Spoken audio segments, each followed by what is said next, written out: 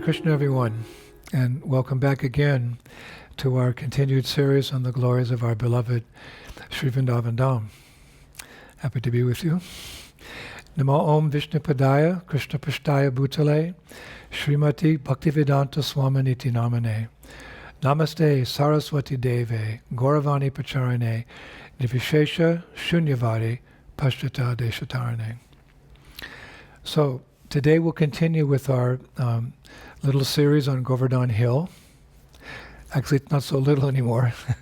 We're giving quite a few lectures on Giriraj, but we'll discuss two very special pastimes. One which happened in preparation for worshipping Govardhan Hill, and one that happened just after Krishna put Giriraj back down on the ground. Both are very similar pastimes, actually, and sometimes the two narrations are combined into one by the storyteller or the pastime teller.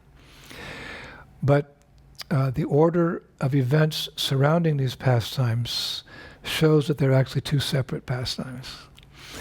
And what are these two similar but distinctly different leelas? Well, they're two of the most popular leelas amongst Brajabasis, both past and present. And they are the famous pearl pastimes. The pearl pastimes. The first pearl pastime took place as the Brajabasis were preparing to worship Govardhan Hill. And that pastime is described in detail by Sri Raghunath Das Goswami in his famous work, Mukta Charita. And the second pearl pastime that took place soon after Krishna put the Govardhan Hill down, and it's described in Garga Samhita, Canto 3, chapters 5 and 6. And this pastime took place at Muktakund near Nandagram. And we'll begin by describing that pastime, the one in Garga Samhita. So therein, it's stated that one day, King Vrishabhanu came up with this desire to marry his daughter, Srimati Radharani, to Krishna. And he decided to send a proposal along with a gift to Nanda Maharaj and Mother Yashoda at Nandagram. Now, King Vrishabhanu was very wealthy, so he could afford to send a nice gift. He was very wealthy, and naturally so, because his daughter, Shri Radha, well, she's the original goddess of fortune. We think of Lakshmi Devi as the goddess of fortune, and she is, but actually she's an expansion of Srimati Radharani. Srimati Radharani is the original goddess of fortune. Srila Prabhupada writes in Krishna book, chapter 47, and I quote, according to expert opinion, Lakshmi, the goddess of fortune, is a subordinate expansion of Srimati Radharani.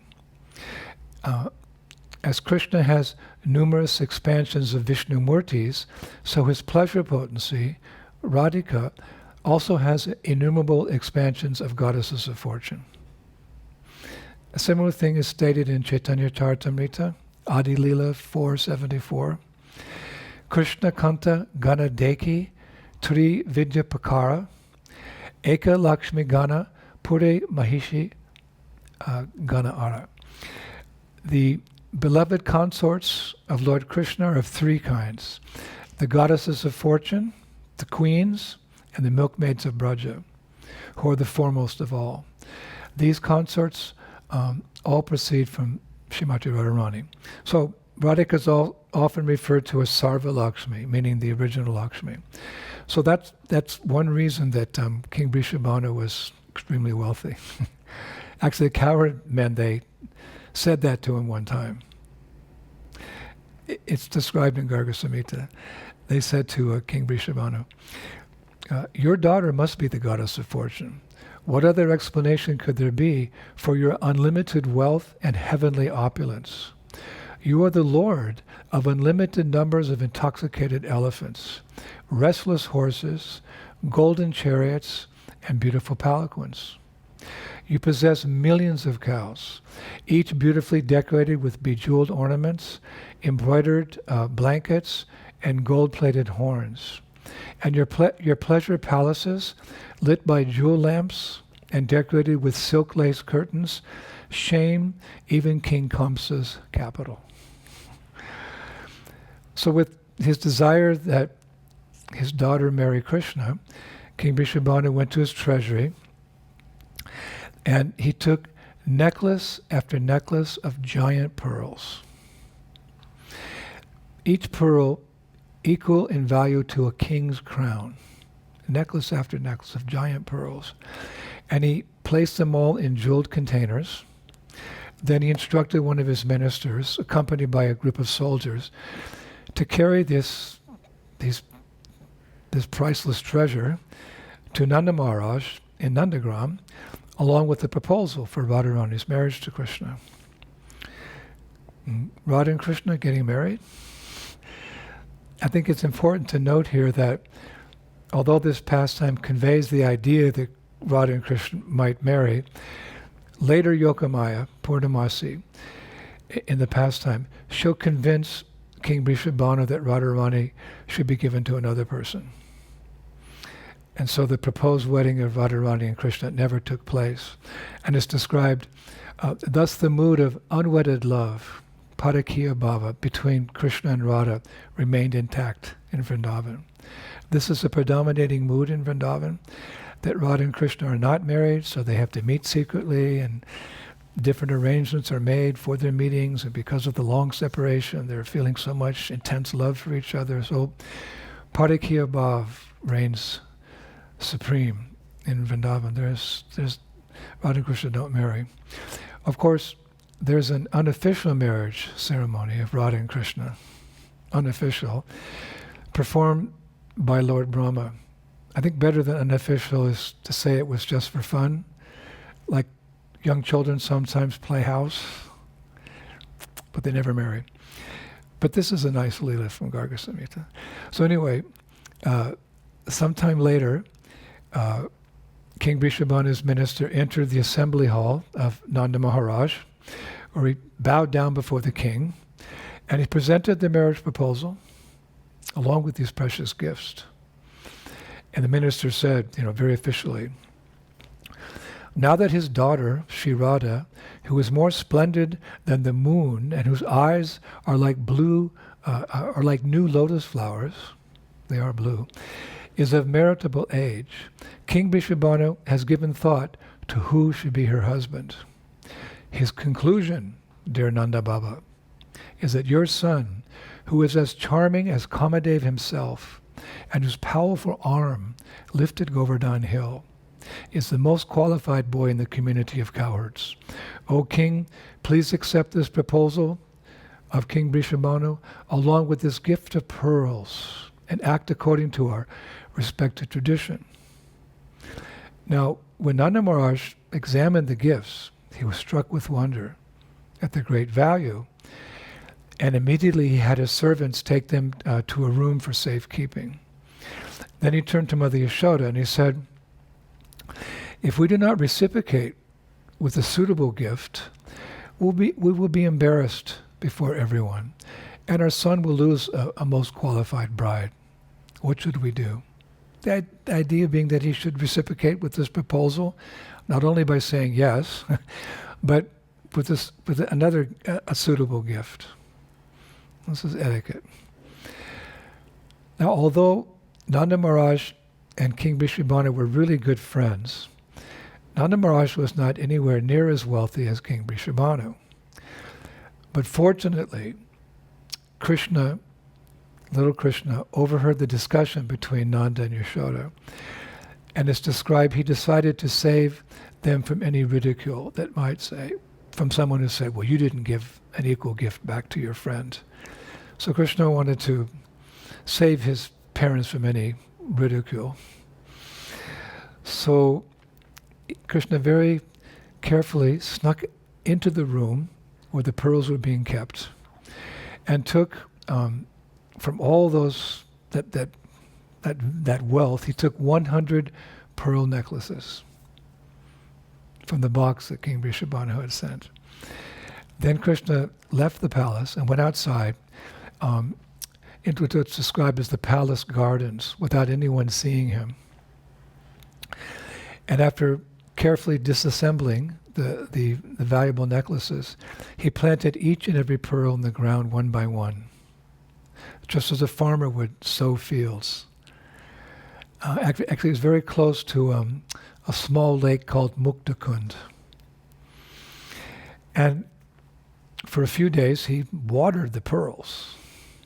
Watered the pearls? He watered the pearls. And after a few days, Nanda Maharaj, he discovered the missing pearl necklaces that King Vrishabhanu had sent, and he began to wonder who in his household could have possibly taken them. So he had a little talk with Krishna and Balaram. He said, "Boys, do you know anything about this theft?" So when questioned, Krishna smiled, and he said, "Dear father, in the way that farmers sow seeds, I have planted some pearls in the field yet a few days ago." So hearing this, Nanda Maharaj chastised his son. "You took those valuable pearls, and what did you do? You planted them, and you're watering them? What can come from that? Take me to where they are." So Krishna took his father there, near Muktakund, and when they arrived at the site, Nanda Maharaj was stunned. He saw hundreds of beautiful, tall, green-leaved pearl trees. It's described, pearl trees, each having hundreds of bunches of pearls. Everywhere he looked, he saw millions of pearls, all shining like stars in the sky.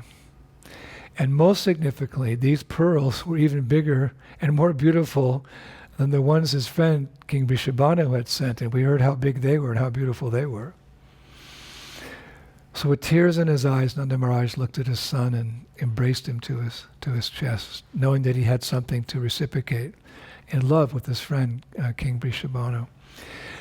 And Nanda Baba, he sent for his men to collect enough pearls to collect cartloads of pearls, even more than he'd received from Maharaj Vrishabhanu. And he presented these treasures to King Vrishabhanu's chief minister, who he called, these cartloads of pearls, along with a letter accepting King Vrishabhanu's marriage proposal. Yes, your daughter and my son will get married. In this way, it's described that Krishna saved the dignity of his father. And what's more, provided a very sweet episode and insight into Vatsalya Ras. A very sweet episode and insight into Vatsalya Ras. So although the marriage didn't take place, we are relishing here something very extraordinary. Vatsalya Ras means that when one has Krishna as his son, there's a very sweet, loving exchange, transcendental exchange, Vatsalya Ras. Now it's said that if one gives a single pearl in charity at this place, Muktakund, where Krishna grew these pearls, one will receive the same benefit that comes from distributing 100,000 pearls at some other place. If you give in charity to something, 100, you can imagine the pious benefit you get, but if you give one pearl at Muktakund, you get so much transcendental benefit. That's the first pearl pastime. Now, as I mentioned, Sri Raghunath Das Goswami's account of the other pearl pastime, which may be perhaps more well known, it's described in his Mukta Charita. Now, this Mukta Charita is a very important, very popular scripture in Vrindavan, and it's mentioned in another scripture called Bhakti Ratnakara. It's glorified there. In Bhakti Ratnakara, it's stated, quote, Raghunath Das Goswami, who was the friend of both Rupa and Sanatana Goswamis, has written 3 books, Stavamala, which is now called Stavavali, Sridhana Charita, which is known as Dankeli Chintamani, and Mukta Charita. When one hears these sweet books, even the greatest suffering goes far away. We hear that again and again. That people are suffering, And there's so many remedial measures for suffering, which are all temporary. But even the greatest suffering goes away when you hear this Hari Katha, this Krishna Katha, because this Krishna Katha purifies one of all sinful reactions, does away with material desires, awakens Krishna Prema, and that's our visa back to the spiritual world, where there's no suffering. So let us continue to hear again and again and again these wonderful leelas. So therein we hear Mukta Charita.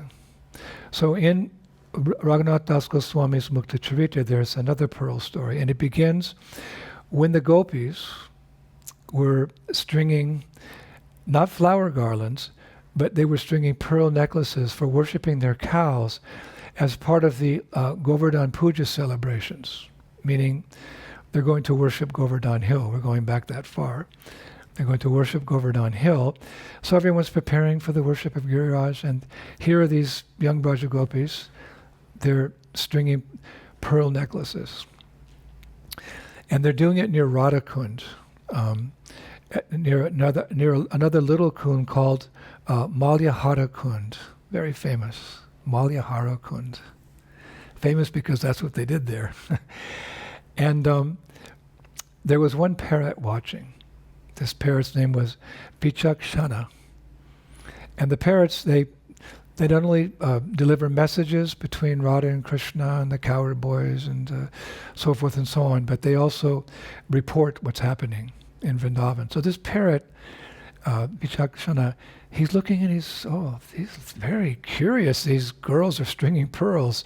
So he quickly flew to where Krishna was. And Krishna was, at that time, Krishna was herding his cows near Govardhan Hill. So Vichakshana came and he whispered, there's this amazing pastime taking place. The Braja gopis are stringing pearls. So Krishna got very curious. So he made an excuse to the boys. He's going to go find a lost calf or something. And he went to this kund, near Radha Kund, and he hid behind some trees to observe the gopis as they strung one pearl necklace after another. He's watching and watching and watching, and finally he clears his throat. He makes his presence known. Here I am, and he steps out from the forest. And Raghunath Das Goswami writes that, but the gopis were not caught by surprise, because their spies had already informed them that Krishna was there. So pretending to be unmoved by his presence, they continued their work. And seeing this, Krishna felt a little slighted that nobody, noticed him, their indifference. And he was especially upset because Radharani refused to look in his direction. But he remained his composure. He retained his composure, and he came and sat down amongst the girls. He's kind of sitting there. No one's taking notice of him. And he speaks up. He says, friends, could you spare a few pearls so that I can decorate my two favorite cows, Hamsi and Harini? Those are Krishna's two favorite cows. If you're going to start a Goshala sometime and you have some new cows, call the first two Hamsi and Harini. But even then the girls ignored him. And although he asked them several times, the only thing he received was a little teasing from the gopis and one tiny broken pearl from Lalita Devi. One tiny broken pearl. Okay, here, from Lalita Devi. And after that humiliating gesture, that was the final straw for Krishna. So he stood up suddenly, his face red with anger, and he said, girls, you are the owners of a vast treasure house of pearls, but you couldn't find it in your hearts to grant me, your most dear one, the loan of a few pearls? If that's your attitude, then don't call me a miser if fate somehow turns the tables on you and you end up begging me for pearls. Don't doubt it, your stingy ways will soon lead you into poverty and ruin. What the gopis do, they just burst out laughing. everyone except Lalita. One acharya comments that she recognized Krishna's words as prophetic and, quote, expected a pastime that would soon enrich the mellows of Braja. Expected a pastime that would soon enrich the mellows of Braja. So at that point, Krishna was frustrated and he left. On the way back to Nandagram, he came up with this plan that, quote, would invoke his creative potencies and solicit the cooperation of Vrindavan's mystic soil. Would invoke his creative potencies and solicit the cooperation of Vrindavan's mystic soil. What is that? What is Vrindavan's mystic soil? Well, we heard a little bit about that in the previous Pearl pastime. What is so mystical about Vrindavan's soil? It's Brajrena. It's one of the 5 personalities who grant entrance and residence into Sri Vrindavan Dham. It's mystical. It's Chintamani. So when Krishna arrived at Nandagram, he snuck into his father's treasury and he took all the pearls that he could find there, including 2 very special pearl necklaces that his father and mother were wearing most days. Then he came out of the palace and he walked down Nandishwara Hill and he sowed those pearls in the earth, or rather he planted those pearls in the earth. And in the days that followed, he tended his pearl field, like we heard in the other fast time, engaging his friends in watering, weeding, and policing his garden. And not knowing what he was up to, his parents and his friends were very curious. What are you doing, Krishna? We see you every day, watering a garden, and what did you plant there, and why are you watering it? And then one day, beautiful pearls began to sprout on golden vines. It's described that sagged under the weight of enormous pearl fruit. And seeing his success, Krishna called all the gopis, who wouldn't have given him a real pearl before, only a broken pearl. He called them and he showed them how successful he was in harvesting all these beautiful pearls. And needless to say, the gopis were stunned. And within a few days, Nanda Maharaj's treasury was overflowing with pearls. And Krishna was decorating himself and his friends and the cows and the buffaloes, even the monkeys of Braja with these pearls. So the gopis, here the plot thickens, because the gopis, seeing this, they were thinking, wow, we had a few pearls we were making necklaces, but Krishna has unlimited pearls now. So they decided to do the same thing. All the gopis, they went to their own family treasuries, and they took all the wealth there, all the pearls there, and they took them outside and they planted them in their own gardens. And they began watering them with milk and water, etc. Very mystical. And, well, like Krishna's field of pearls, in a few days some plants started to grow. Well, they were very enthusiastic. Oh, we're going to have so many pearls. But as soon as those plants grew and started to produce something, they turned out to be thorn bushes. And instead of pearls, they yield burrs. Burrs are like nothing very valuable. So back at the end of the stem of the plant or the tree, burrs. And the gopis were devastated. It's described the entire wealth of their families had been reduced to thorns and burrs.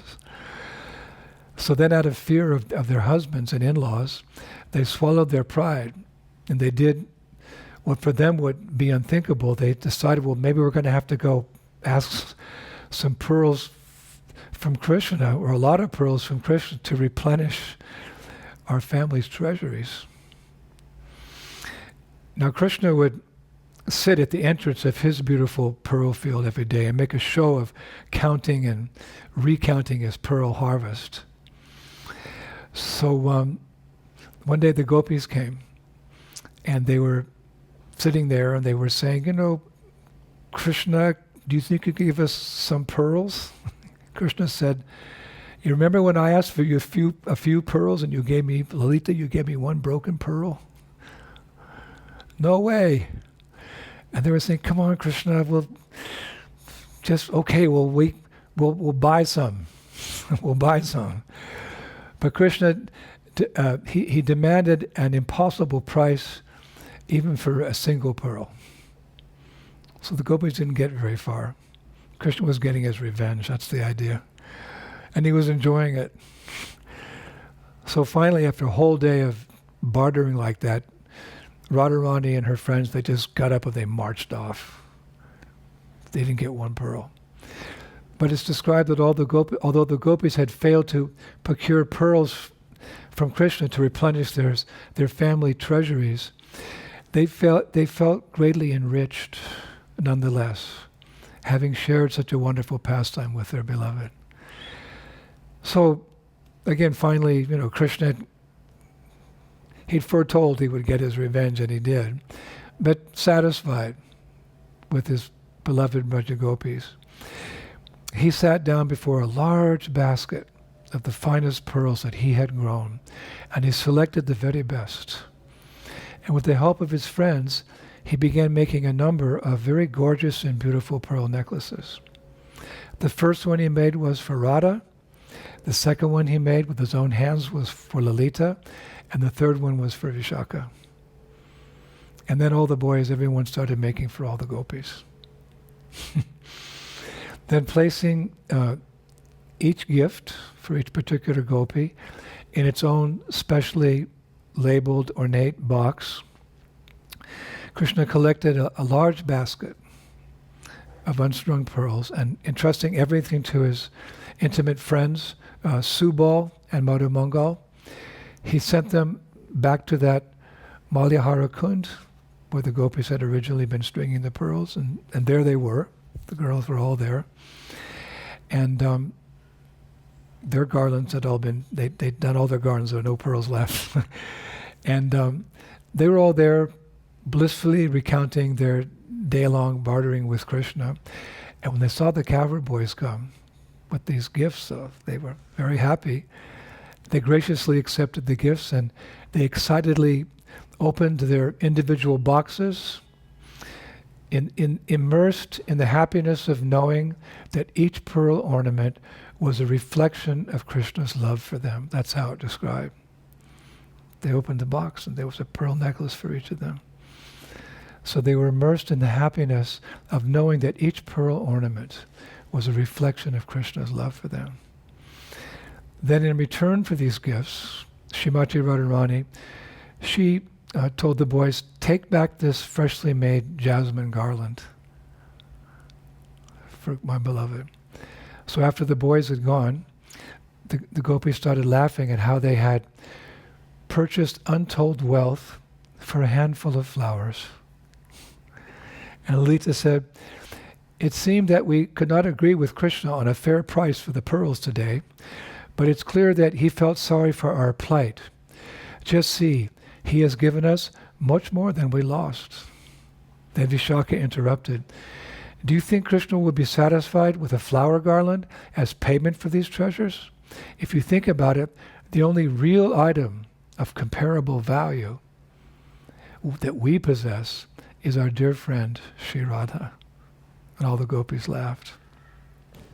And at that, Radha, subscribed Srimati Radharani, she erupted in laughter, and she covered her face with her veil, and she hit Vishaka with a lotus flower, covering her, and she covered her face to conceal her blushing cheeks. Anyway, Raghunath Das Goswami says that night, Radha and Krishna met on the banks of the Jamuna and decorated each other with beautiful pearls. And it's said that ever since that time, the water of Malyahara Kund, where this took place, where these pastimes took place, has possessed the sweet flavor of those loving exchanges between Radha and Krishna. Ever since these pastimes there, the water of that lake, Malyahara Kund, has possessed the sweet flavor of the loving exchanges of the gopis and Radha and Krishna. And the surrounding area is known as Mukta Kshetra, the place of pearls. So Raghunath Das Goswami, he concludes in, actually it's a verse in the beginning, but it summarizes up the pastime in Mukta Charita. He writes, I praise the divine couple, playful Radha and Madhava, who became immersed in the ocean of buying and selling pearls, each displaying transcendental eagerness to defeat the other in this barter.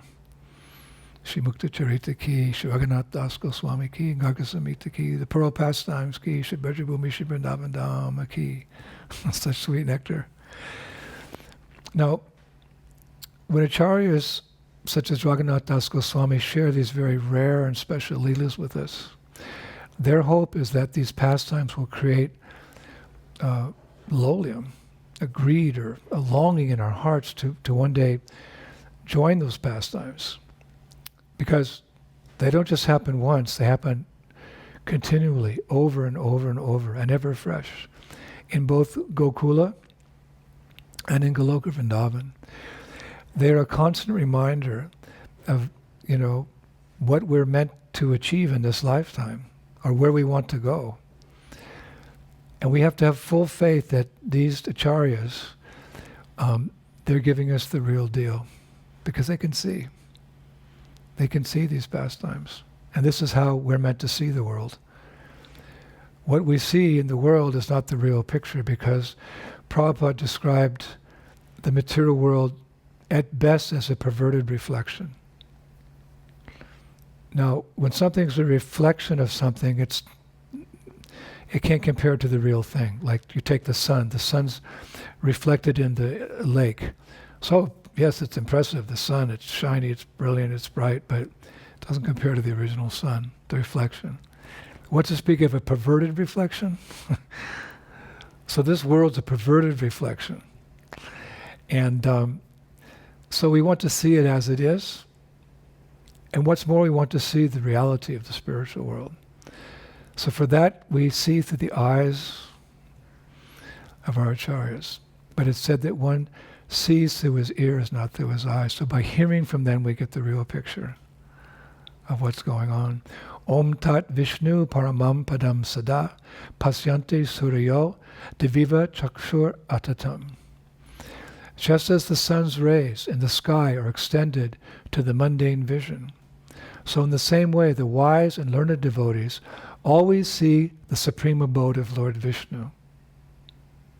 Because those highly praiseworthy and spiritually awake brahmanas are able to see the spiritual world, they are also able to reveal that supreme abode of Lord Vishnu. They see it and they can reveal it. That's Rig Veda 122.20. And by God's grace, there's many such authorized souls. Today we heard from Srila Raghunath Das Goswami. Daily we're hearing from Srila Prabhupada. But there's so many souls. Thank God, there's so many souls, both past and present, to whom we can hear from and become enlivened in Krishna consciousness. All we need to do is follow them. It's nicely described in the Gopala Champu, 117, verses 92 and 94. And I quote, "If one boldly learns to follow the path of great souls, one can look and see the path splendidly manifest in the footsteps of those great souls who traverse the slopes of Govardhan Hill." Wow. Those great souls who traverse the slopes of Govardhan Hill. It's Brajabasis. By performing Govardhan Parikrama, as great souls have done, one will achieve the secret goal of life that these Mahajans keep carefully locked up in their hearts, love for Krishna. Now it's mentioned these great souls who traverse the slopes of Govardhan Hill. So we're not meant to walk on Govardhan Hill, but what we're talking about is the Brajabasis, because we hear how the cowherd boys, they take the cows on Govardhan Hill and they eat the soft grasses there, and Krishna and Radharani and the cowherd boys, they have pastimes in the caves, but that's for those Nitya-siddha liberated souls. But eventually we're meant to follow in the footsteps of a Brajabasi in order to get back home, back to Godhead. So we can hear from them, we can hear from the acharyas, hear from our spiritual masters how to achieve that exalted goal. And just yesterday, when I was reading, I came across a special personality who very much inspired me in my attempts in bhakti. And she's a personality actually in Ram Leela. Her name is Shabari. Some of you may know her, some of you may have not have heard of her. But I'd like to close today's talk by briefly sharing her story. So you have another devotee in whose footsteps you can follow, because we need all the help we can get. And Shabari is a very interesting person. She's mentioned in the Padma Purana, 6.242, that's the chapter, text 267 and 270, and she's mentioned in Ramayana, in Aranyakanda, verses 73 and 74. Such an inspiring pastime. Such an inspiring devotee. Her pastimes are amazing. So, and we can relate to it. Shabari was the daughter of a hunter who belonged to the Nisha tribal community. They maintained themselves by hunting and selling meat. And very early in her life, she objected to her father's trade, to this killing of animals. And in fact, one day she just stood up and said, "I'm going to be vegetarian," just a little girl. This created an uproar in the house and the whole community. You can't do different than we do. We're providing meat to the communities. And so she was almost ostracized, but she was very young, so they couldn't do it. And when she was of marriageable age, her father married her to a man who unfortunately turned out to be a drunkard and a thief. But all this culminated in her developing a deep sense of renunciation, which led to a desire to take shelter of God. So eventually, she ran away from home. She renounced her world. You could say she renounced the world in general. She ran away from home to find a spiritual master. And she journeyed up into the Himalayas at the foot of a mountain called Rishya Mukha mountain. Rishya Mukha. Must be an amazing place. And there she met a renowned sage named Matanga. And after observing him and hearing from him for some time, she accepted him as her guru. And she served him with so much devotion because she was very determined. And many, many years later, she was actually an old woman. When Matanga was about to leave his body, she said to him that she wanted to attain the same destination as him in the spiritual world. I think that's the natural desire of every disciple, to follow their spiritual master out of material existence into the spiritual world. So she was saying this to him as he was leaving his body. And he very much appreciated her seva in the ashram during her lifetime. She did everything with so much devotion. And Matanga was a great mystic. So he foretold that by dint of her bhakti, the Supreme Lord Ramacandra would in time give her darshan. And saying that, he left the world. So, anticipating her future darshan with Lord Ram, because her guru had said it would happen. So she really started preparing herself. And every day Shabari would go out of the ashram, and with the help of a walking stick, because she was very old, she would pick berries for Lord Ram. She was practicing sadhan bhakti, right? Devotional service and practice. So she would practice every day. different devotional services and do with as much devotion as she could. So every day she'd go out and pick berries for Lord Ram.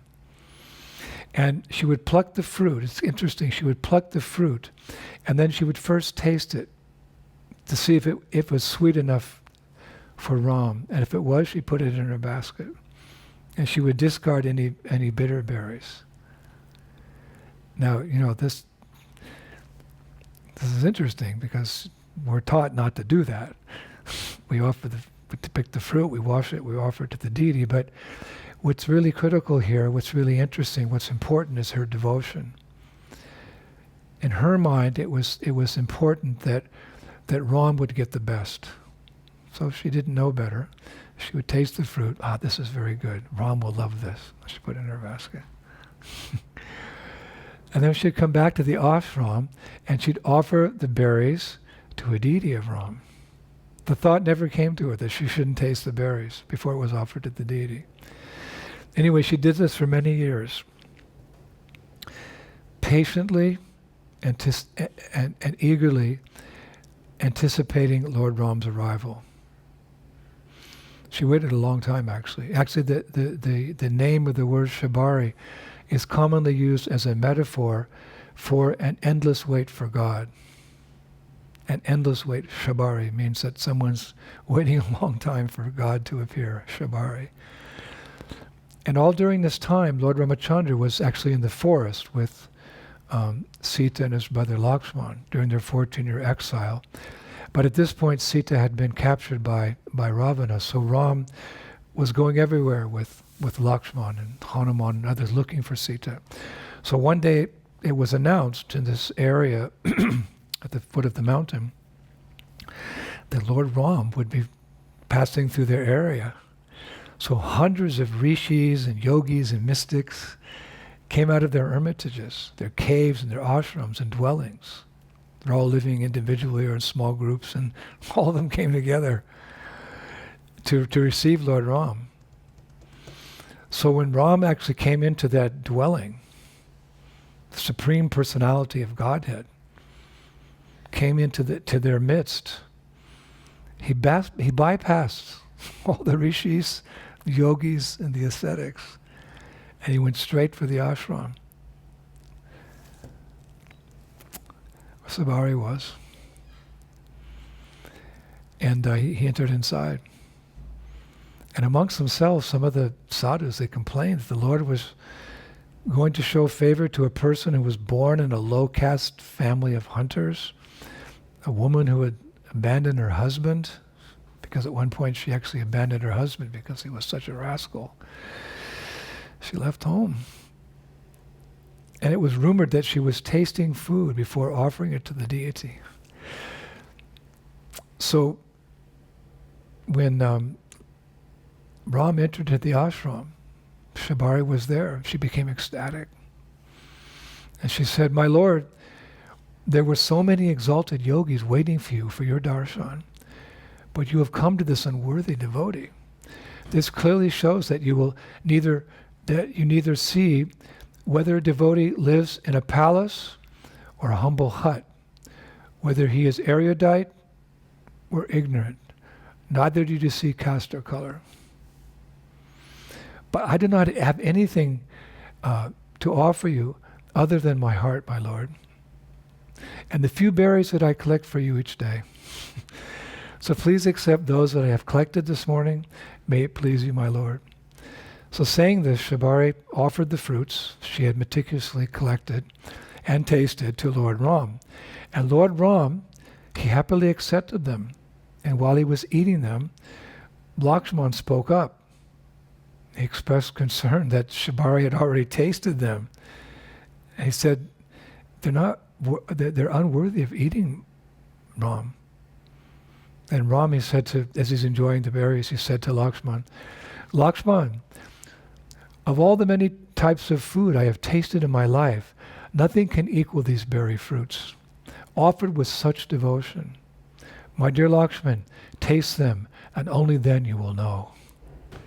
Then he said to Lakshman, "What matters not is the object offered, but the devotion with which it is offered." So there you go.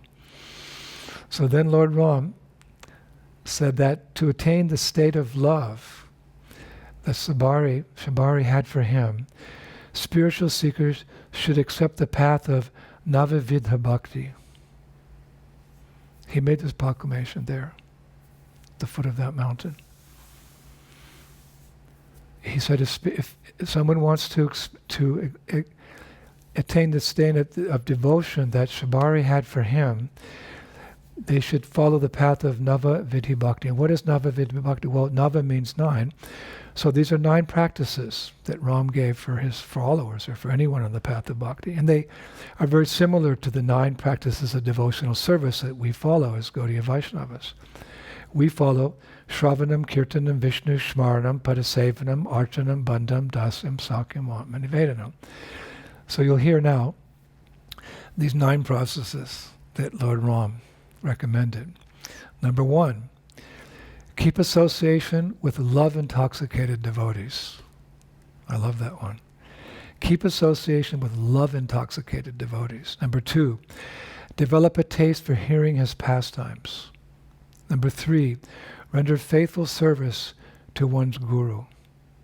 Number 4, be engaged in constant singing of the holy names, which are as numerous as waves on the ocean. Number 3, practice japa, a repetition of his names, on beads of sacred wood.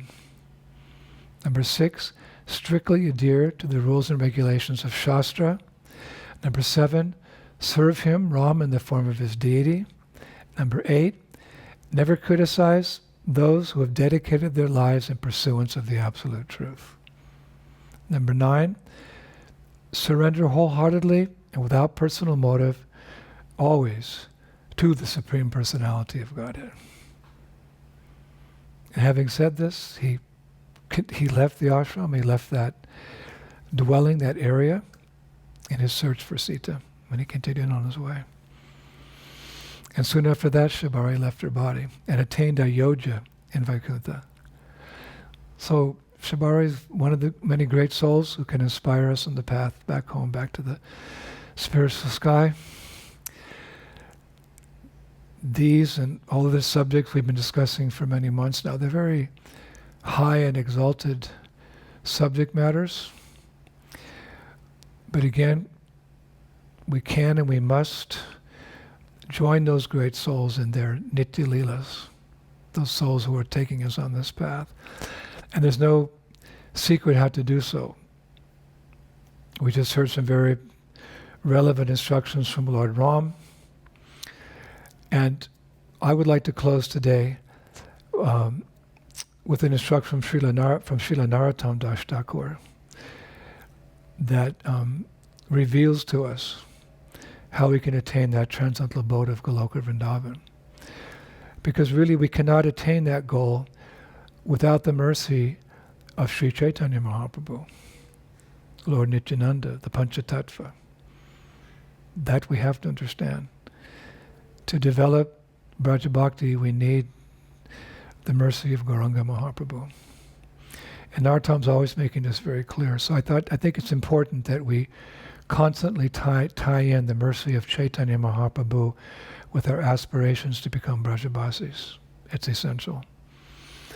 So let us conclude in that mood today by hearing some passages from Prarthana by Narottam Das Thakur. It makes a perfect mix. And I conclude today.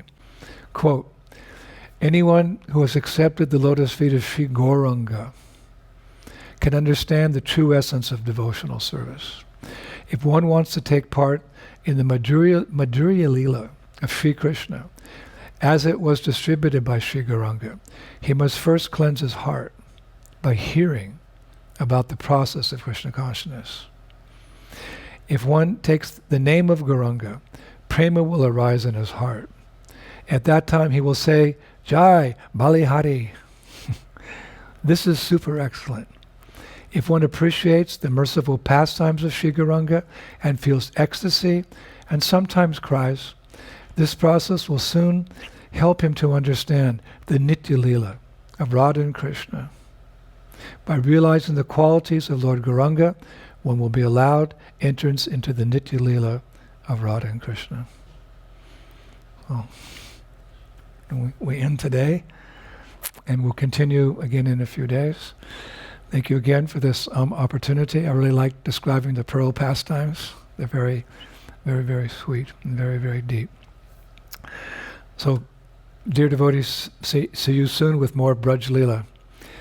Shri Shri Gaurnitai ki, Shri Krishna Balaram ki, Shri Shri Radha Shama Sundar ki, Vrindavan Eshwari Shrimati Radharani ki, Shri Prabhupada ki, Goloka Vrindavan Dham ki, back home, back to Godhead. Take all the fallen conditioned souls with His Gop Premanandi. Jai Jai Sisi Radhe Shyam. Hare Krishna.